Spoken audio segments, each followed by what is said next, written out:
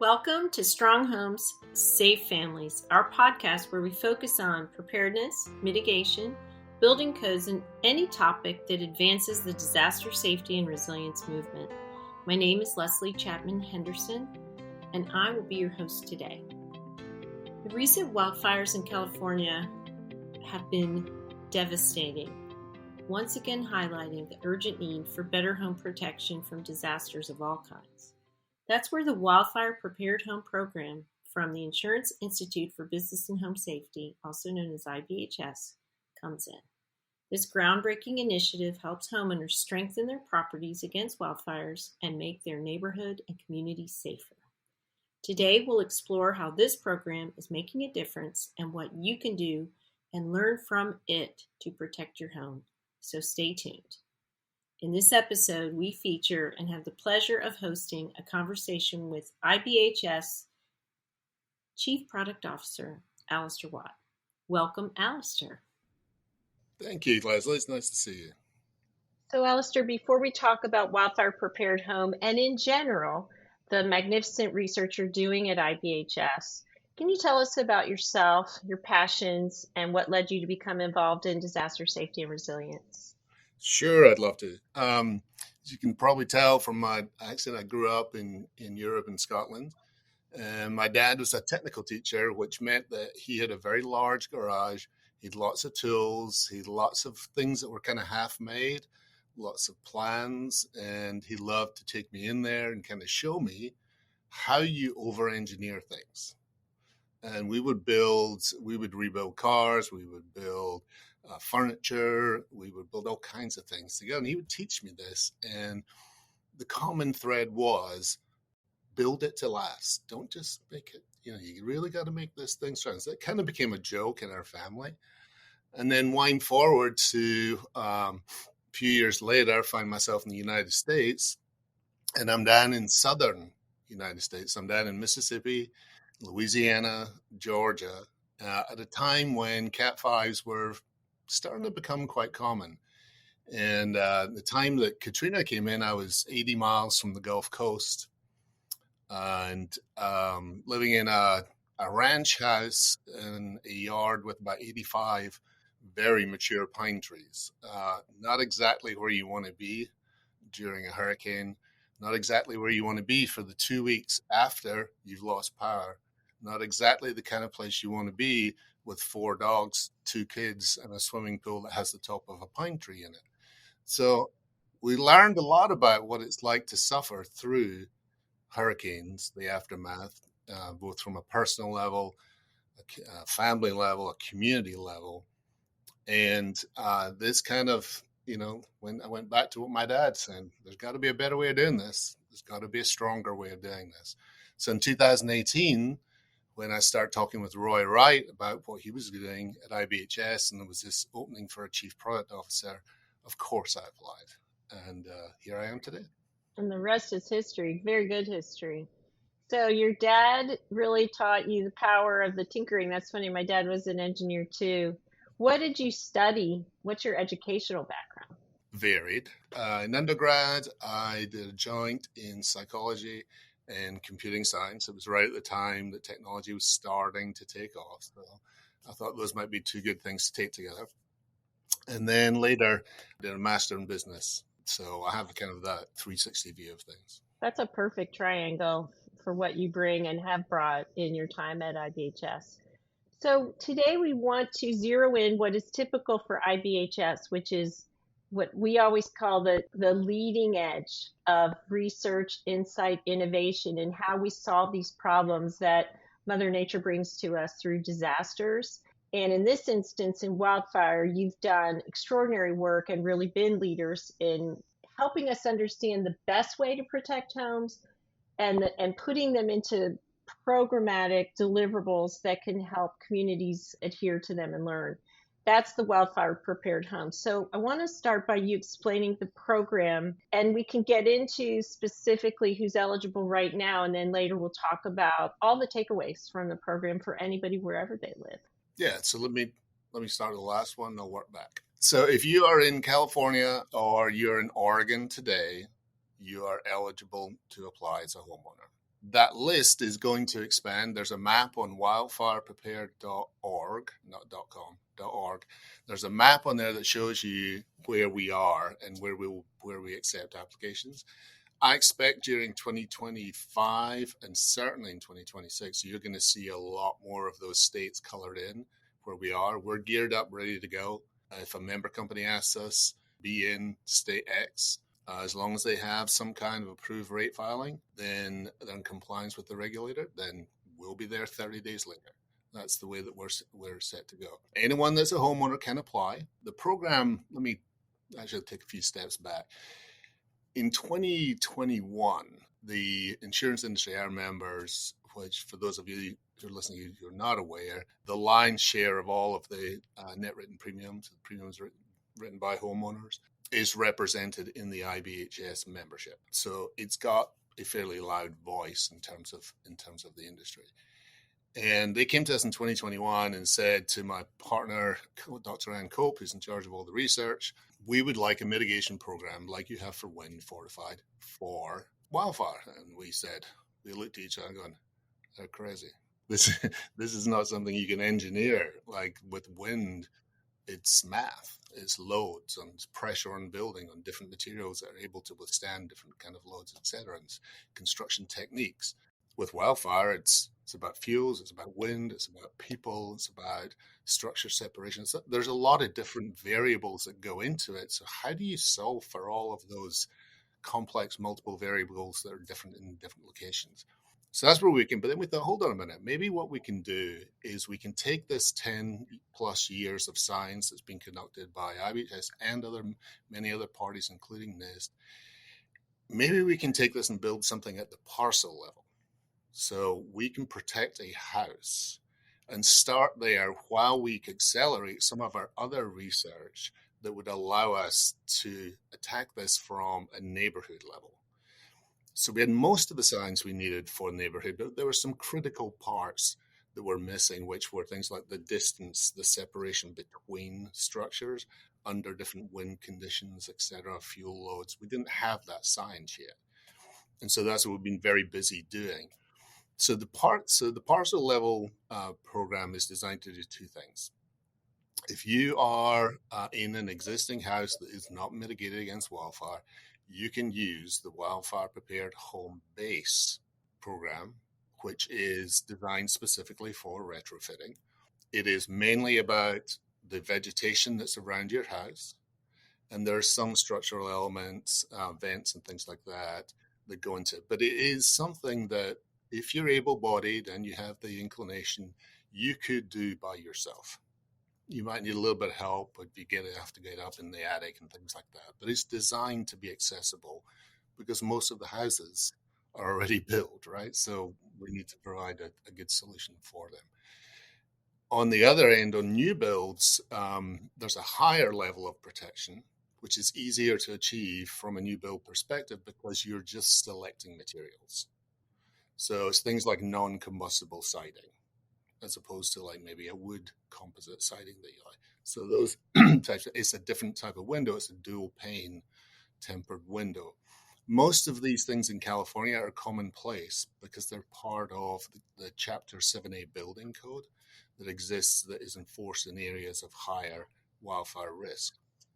So it's not an alien concept, but what is different is how you treat the vegetation around the house. And I'm sure we'll get into more of that with some of your other questions. Yeah, so Wildfire Prepared Home is great because it's not exclusive to new construction, right? You can use it and you've designed it. And, wildfire mitigation, as we've always said, is probably one of the most achievable and affordable types of retrofit mitigation because it is so landscape based, but, wood decks and things like that as well. Well, we talked about California as a place where the inaugural state for the program. You've got it live in Oregon with much more to come, so we'll keep an eye on that map. But let's talk about California, what just happened there. The LA County fires that affected and devastated the Palisades, Altadena.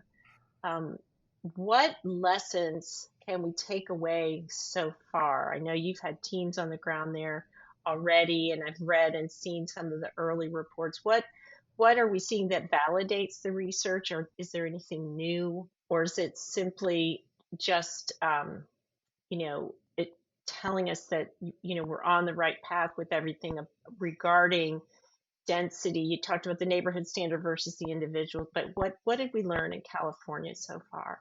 Well, sadly, this was the true definition of a catastrophe. Um, uh, and we have seen this throughout history. We've seen this in the Great Fire of London. We've seen it all the way through history of when structures are close to each other, when there is drought, when there is wind, and when there are humans. Those factors can conspire when there's an ignition, oftentimes by humans, and an initial fire starts. It spreads through connective fuels. It gets to a vulnerable house. It ignites the house. That house then starts to emit big embers. We call them structural embers. Imagine a 2x4 burning, and how the wood kind of creases out, and it's glowing bright red, and then those big winds catch it and launch that. You've now got a piece of burning fuel going through the air, and guess where it's going to land? Someone else's yard. Starts another fire. At some point, it just is too big to stop. That conflagration is just ripping through the neighborhood. That's what we have witnessed in both of those times, and we've seen it before. In many cases, when we all work together and we talk to each other, I sometimes forget that ordinary people tend to believe that when things like this occur, that there's nothing you could do. In the work that you did on the ground after the fires, did you discover homes that survived? And if you did, what were the things that contributed to their survival? We did see homes that survived. We did see, so if you look at the scar mark, the fire, and then look at the edge and say, why did the fire stop here? Was it because there was a coastal highway, which in interacting with the winds prevented the flames from getting across, prevented a critical mass of embers getting across the road, perhaps to where there were houses that were prepared? There's one house that's on the other side of Highway 1. It was a wildfire prepared home plus house. I'm glad that the fire didn't make it across the street, because there were other houses there would perhaps not have stood such a good chance. But there are a number of fires. There's also all the great work that our firefighters do to suppress and to stop fires. There are natural kind of fuel breaks that occur. I think you can see it in the hillside. You'll be able to see where there were like curves of sand. It's unclear to me exactly what they were. They were attractive to look like, and they acted like a fuel break. So many factors go into this. The good news is that even in those circumstances, there are ways of slowing down the fire to give suppression, to give the firefighters a good chance. And that's what we want to try and do. So I want to do a little bit of just recapping some of the basics again, because I don't know that it's widely understood. And we're talking about connective fuels, and the notion that the fire has to have three things, right, to exist. So can we talk a little bit about the fire triangle? And then I'm just going to kind of go through some of the fundamentals here so that we can move into, so people understand the steps that they can take and why they make sense. So what do we have to have for fire to exist in the triangle? So you have to have fuel. Now, you can have a piece of wood, and that's fuel. You can have a piece of really, really, really dry wood that's gone through drought, and it's also fuel. It's also much more combustible. And so short-term droughts or longer-term droughts produce all of this highly combustible fuel. And you know that next time you go to a birthday party, you're going to do this. I know you are. You're going to have a candle there on the cake, and you're going to be blowing it out to niece or nephew or whatever else. And there is no, yeah, great. There is an amount of air that you can blow that will make that flame bigger, right? So imagine that you have like Santa Ana winds or whatever the strong winds are that are blowing in that particular geography. They fan the flames, right? That's where that term kind of came from. At some point, they get so strong they blow it out, but we didn't see that in those times. So, and you need ignition. Topology plays into it a little bit too, but basically, winds, people, and drought conditions are what are Right. necessary. Because fire's only possible with oxygen, heat, and fuel. And to your point, fuel is the only thing we can manage, Mm-hmm. right? We can't keep the air, we can't remove oxygen, we can't prevent ignition, unfortunately, or the heat of ignition, but fuel in the form of vegetation and building materials, that's where our opportunity exists to do something different. One of the things we talked about over the years is something people don't understand about embers. And you talked about the flying 2x4.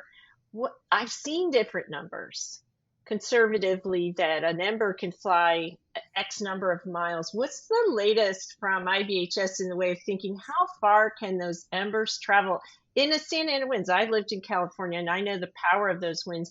Do you guys have any kind of like duration? Is it 1 mile, 2 miles, 3 miles? Do we not know? Are we not putting an upper limit on it now? I'm just curious because I know that ember. Do you guys have a readout on that? Well, it depends, right? It depends. So, I mean, if you think of the shape of an ember, it's kind of like the underside of an aircraft wing, right? So, if you have wind kind of pushing underneath that, it keeps it up in the air. It keeps that ember in there, it floats. And so the stronger the wind, perhaps the further it goes, but also maybe it blows out the the heat in the ember. So there's size, there's weight, there's also topology, right? So if the wind's blowing up, it might launch these embers up, and then the wind catches it and casts it much further. There's lots of different variables. For the wildfire prepared neighborhood standard, we have looked at 2.25 miles as a distance in which we will model for embers to be able to reach a neighborhood. That's incredible. And I don't think people know that. I don't think that's common knowledge or understanding at all. And then you've also done, you've helped me understand the role of the ember and what actually causes the ignition once you were describing for me where the ember goes between the cracks in the deck. If you could share that, I think that's another one of those things that people, it's really very eye opening. Yeah, it's kind of like if you think about something that's burning an ember, falling on top of a dry wood deck that your family's enjoyed for years and years, and you think you have this image on the deck's going up in flames. Well, the wood that's on top of a deck's pretty thick, right? And it takes a fair amount of energy to actually ignite that. And what actually happens is the embers kind of go down between the boards. They get down and they either fall to the ground or they start piling up on the joists that are, you know, thinner in terms of the dimension that's facing up compared to the boards on top. And so they pile up, and they ignite the joists. And then the joists then ignite the boards that you would walk on. Meanwhile, they are making their way like a candle wick would to your house, to where those boards are attached to your house.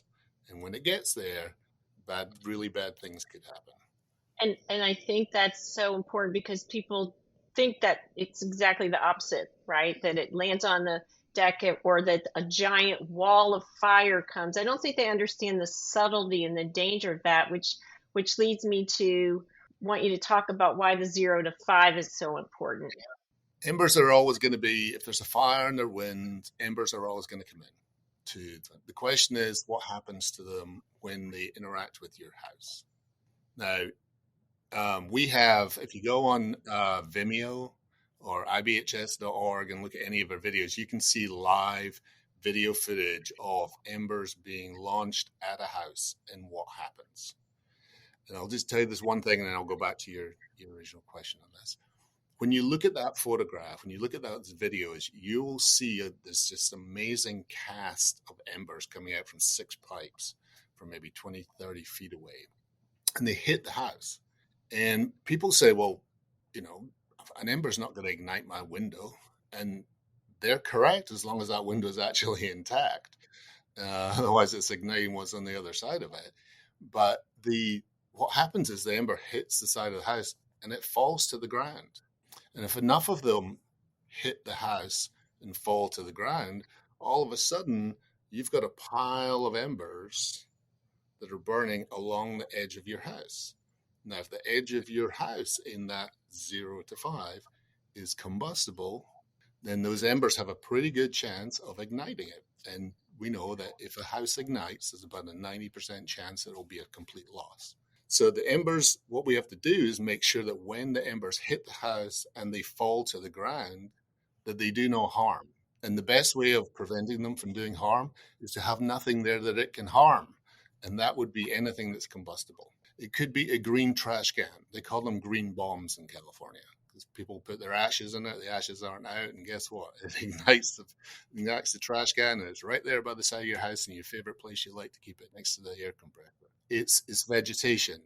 It is table stored. It is deck chair stored. It's all those things that people store in there around their house that they are just leaving fuel lying around against their house that can do bad things on a bad day. I say the 5 feet because if you look at that video, you will see that at the 5 feet, with just the way the air works with the dynamics of the house, the embers stop accumulating at 5 feet. They get blown out and they go elsewhere. But within that 0 to 5, they accumulate. And when they accumulate, they can ignite things that are combustible. So that's why we say nothing combustible in the 0 to 5 to give your house the best chance against embers. Which is why we see your lab walking the talk around the IBHS lab in South Carolina. You have river rock in your 0 to 5 zone around the lab building. And that, I think we're starting to see more and more. I know when we first started working with you on this topic a couple of years ago, that was a harder sell.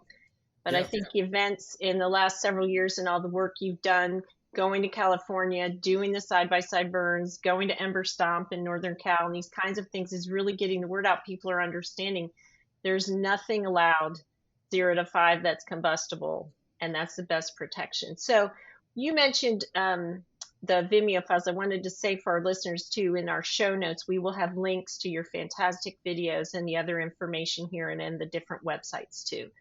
So let's talk about, we've talked about the fires and the behavior of the fire, the triangle, recognizing that fuels are the key to success when we can mitigate those. Let's talk about how we rebuild resiliently and the kinds of things the key factors at the parcel or the neighborhood level, I think, consistently. So what kind of counsel are you providing to people in California right now as they rebuild? So it's a complicated question. So let me try to give you a straightforward answer on this one. So California in particular has, as I mentioned, the Chapter 7A building code, which is designed to protect houses in higher fire-prone zones. That is already known, accepted in code in California. Now, there's jurisdictions that don't have it and so on and so forth. Without getting into all the vagaries of the politics around it, that would be a good thing to adopt and build back. Start there. Don't build back as the houses were. That's 100-year-old engineering fire protection that was in these houses. And so do something a little more modern. And Chapter 7A is a good place to start. Wildfire Prepared Home is a step above that. It's not a big step above it, but it is a step above it from so providing some extra protection above that. But 7A is not a bad place to start. Can you give a couple of examples of the difference, like a 7A level 1? What are a couple of the things that you guys recommend on top of that? So I'll talk about the building first, then we'll talk about the defensible space. So two biggest differences. The first one would be the glass. So we know that in windows, when the fire temperature gets high enough, it melts the frame that's holding the glass in place. And so a pane falls out.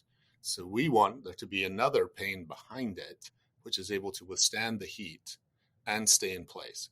So we see this in the field when we go and look at the aftermath of fires. We see the windows have fallen out. So we say 2 panes, double pane, tempered glass. That's 1.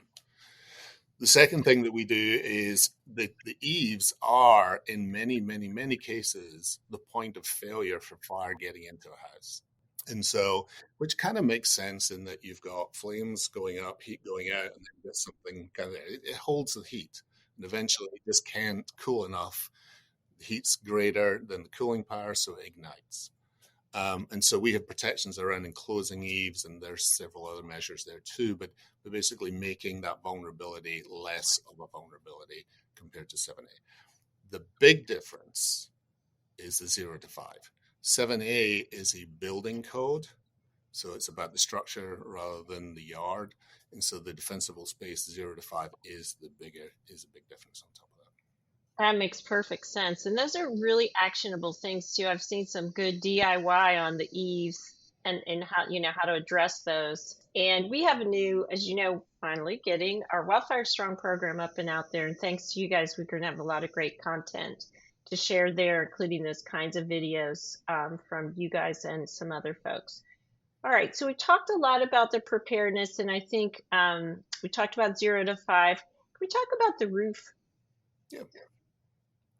So California has something going for it when it comes to roofs. So most of the roofs in California are Class A fire rated.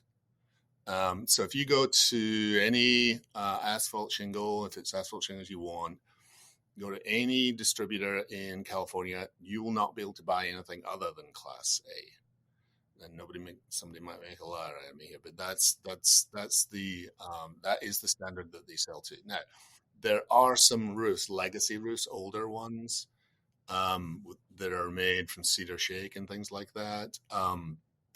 Those are, you've got a big old surface covering your entire house that embers can land on, and if you've got some fuel there that they can do something with, well, we would rather that not happen. So, but that's a tremendous vulnerability to have a wood shake shingle roof, right? And I think hopefully that's well known. So we talk about doing things differently. Let's talk about how much it costs. I know that you guys have a study that you did with Headwaters Economics. What kinds of things did we learn out of that effort? Yeah, so I would say, first of all, before I get into the numbers, really you have choices to make. So if you're building or you're doing retrofit, you have choices to make. If you go on wildfireprepared.org, you'll see at the top there's a link to a USAA UC Berkeley competition that we did, which was a landscape design competition. And so the things you'll see in there is just some really beautiful designs, very creative, very imaginative designs that many people perhaps could not have come up with had they not had the benefit of that education and exposure to those creative and engineering minds. And so, but the thing that's common amongst those things is who did the labor? What materials did you choose? And how big an area are you trying to transform? Those are all things that you control as the homeowner. So take those aside, right? And look at what it might take to go to like the base level designation. We're looking at and you can read the Headwaters Economics report to get some of the assumptions in there. But for an average kind of house, you were looking at about $3,000 to do, and that's the vegetation piece too, which in most cases is one of the most expensive parts. But I will tell you that the analogy, the thought that people go to when you say you've got to make your 0 to 5 non-combustible, many people immediately go, I am not ripping out those plants. My grandmother gave me that. I'm not doing it. And he said, well, hold on. We're not talking about ripping them out. We're talking about moving them. Move them. And the benefit of moving them is they'll probably get more sun, and you won't be watering the side of your house. You'll be watering the plant when you do it. So right. And we actually had someone say in one of our focus groups that, hey, I live in Texas. We push them all off from the house because scorpions come and nest in our shrubs too. So you might be getting a little pest control as well. So it's down to what you know and what you're used to. And some, there's a whole field of social science around this. That we're trying to engage into. The next level is where you went to like our wildfire prepared base type designation. So this case, it was called the enhanced case, and the cost increase on the project was between 2 to 8%. That's a fairly wide range, again, for the reasons that I mentioned at the beginning. And then the last one was an optimum, is what it was called, and that is Wildfire Prepared Home Plus. So the highest level of protection that's available in that program. And in that case, you were looking about a 4 to 13% increase, again, down to materials, size, and who did the labor.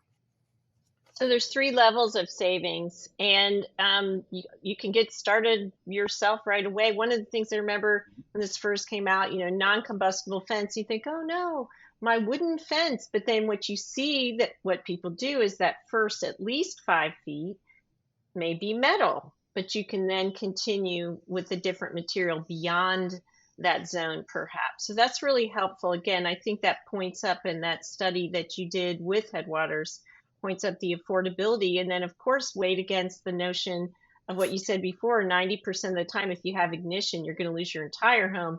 Makes those investments look incredibly smart and valuable. So we've talked a lot about the different things people can do on the landscape strategy, and we're going to have the links to the Wildfire Prepared Home. They can look at the different levels. We've talked about the 0 to 5 zone and why that's so important.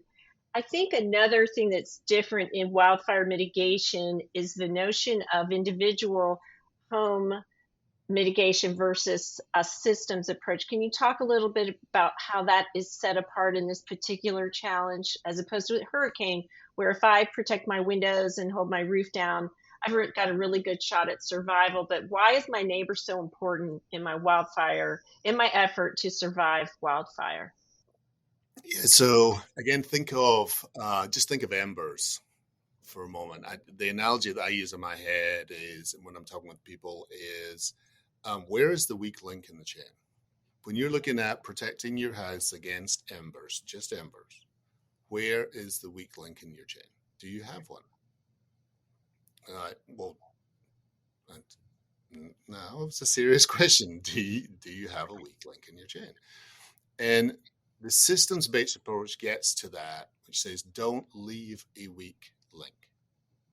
Don't, on a red flag day, do not leave that trash can. We did some math on this with one of the scientists, and we estimated that a full-size trash can, like you would see in California and many other municipalities across the United States, half full of paper, has as much fuel as 3 gallons of gas. So you wouldn't leave 3 gallons of gas next to your house. So don't leave 3 gallons of solid gas next to your house. And so that's an example of what a really big weak link in the chain. And so the systems-based approach gets to the part, and this is the hard part now, is it's a pass-fail system. Wildfire mitigation is pass-fail. There is no partial credit. 99% leaves 1% in the weak link as a weak link. And embers are really tenacious at finding those weak links.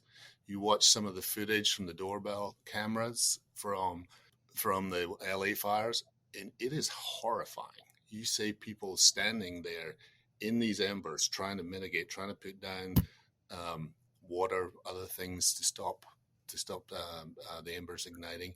It is just dizzying to watch, like, them just being thrown around in these 50, 60, 70 mile an hour winds. They will find it.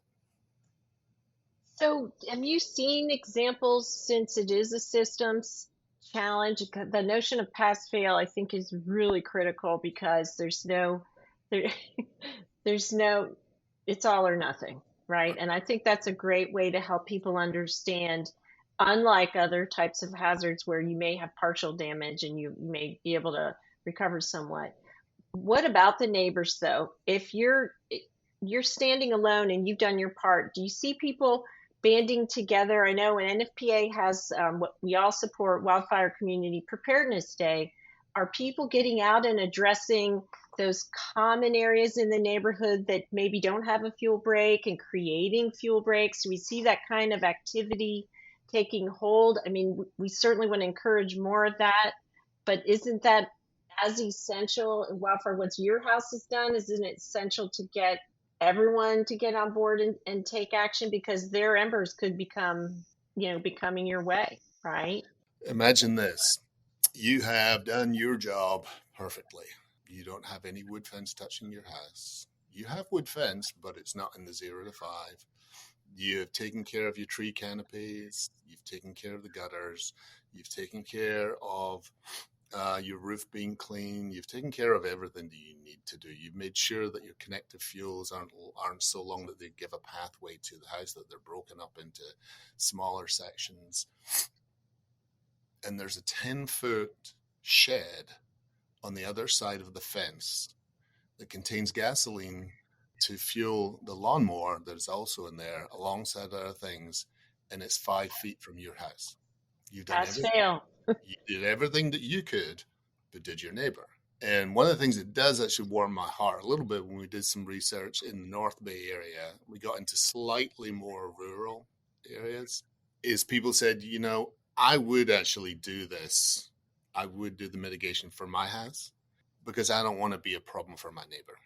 And that in 2024, I was like, wow, it is still there. It's still there. Starting with the notion that people may not have any idea how relevant their behaviors are to their neighbors' potential for survival and their home survival.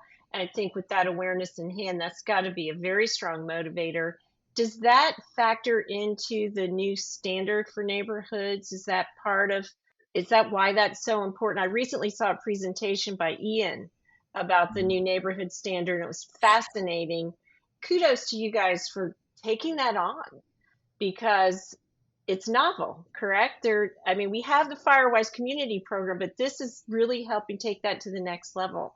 Is there an aspect of that with the communication and outreach that helps bring people into the know and understanding how interdependent survivability is?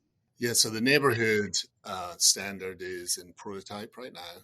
We have we're up to about 10 prototype neighborhoods. We say prototype because we have a way of assessing the vulnerability of a neighborhood and what it would need to look like in order to pass our standard. And so we need to be able to apply all these techniques, aerial imagery, distance between fuels and such, like separation between buildings. We have to be able to measure all that, and we have it down through a kind of like formulas. So we're testing that. Does the math work? Can you apply our instructions in order to determine the vulnerability? And so we're doing that this year, and that will be launched next year as a final product. A little tease here: there will be an announcement later this month about a wildfire prepared neighborhood in the United States, the first one. It will be a provisional because it isn't fully built out yet. So yes, and all those things, like that case that I described was the one that Ian and I came up with when we were looking at it, saying, wait a minute, somebody could have a wildfire prepared home plus house, and their neighbor has put something that is too close to their neighbor's house in order to qualify for the standard. But that's how rigorous it is, and that's why the systems-based approach, the pass-fail approach, is so important to stop those vulnerabilities from being a liability. So this is a first for the Strong Home Safe Families podcast, that we're having breaking news. So I'm very excited that you mentioned that, and everybody's going to have to wait until that announcement comes out, and then we'll add it to the show notes when it does. But see, that's what it's all about, is getting the word out. I think we've covered so much here. We've talked about the research, the steps, the takeaways, near-term learning from the recent events. We know that, we can't stop these wildfires, but clearly there's so much we can do to mitigate the results and to help people survive. Even within our community, after the recent California wildfires, I had people ask me if there was anything that could be done. And so that tells me this is a very critical podcast, because we have to put the word out. We can't stop the fire, but we can stop the disaster. We can stop the destruction, and we can meet those events, where they begin. So last question before we wrap up. What do you want us to know? I think you just gave us a tease of what's coming in the near future. Is there anything else that you want to add to this on the wildfire front? You've just given us so much to think about and to learn. And I think the pass fail, there's a lot of, you're really good at the memorable expressions. And one we didn't talk about, though, that you said to me several years ago is remember the Ember. So I want that one in here too, because I think these are the ahas of wildfire safety and prevention. Remember the Ember, because it can fly up to 2 miles, right? The fire triangle, we focus on the fuel. Mine is no fuel, no fire, right? We want to manage that fuel load. That when you don't mitigate, it's pass fail, right? That's very, very important to accept, right? That you just have to, and that you have to work with your neighbor, because it's a systems approach. It's just not, this is a team sport. This is a team effort, wildfire mitigation. If you were giving advice to somebody on this topic beyond the things we've talked about, is there hope? Should we feel confident that we can meet this? Well, I tend to be a more optimistic person than some, but I do on a serious level, I do think there is hope. The science has evolved to the point that it is almost irrefutable. I say almost because there's no science is ever. It's almost irrefutable. We have seen it happen in our chamber where we conduct experiments, and we have seen it in the field. And so when we go out post-event, we look at and we say, what happened here? And it is the sequence of destruction that we see in our lab, which gives us even more confidence that the science is correct. But we're a science organization and a communication organization. We love to partner with you, Flash, on the communication side of things, getting people to understand the science, what they can do, that they aren't powerless, that they've just got to, if we can teach them what to do and why it matters, there's a good chance. And if we can do that in a way that makes it really palatable and tasty, almost to do it, then we're winning. And that's what we have to do. And it's one of the reasons why we've added another partner. We've always worked together kind of tacitly, but this now, NFPA is part of that whole communication mechanism. They concentrate on social science mainly at the community level. We're now talking community. And so it's a natural combination. So we're going to add that force, add that voice to what we've been saying for years. And see where we can take it to persuade people to take the step to get to the point that they've won, they have passed, and they didn't leave a weak link. Thank you again, Alister, for sharing this critical information. And thank you, everyone, for listening to this episode of Strong Homes, Safe Families.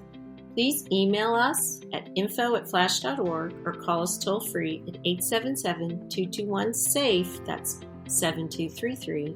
If you have any questions or you want to offer additional information.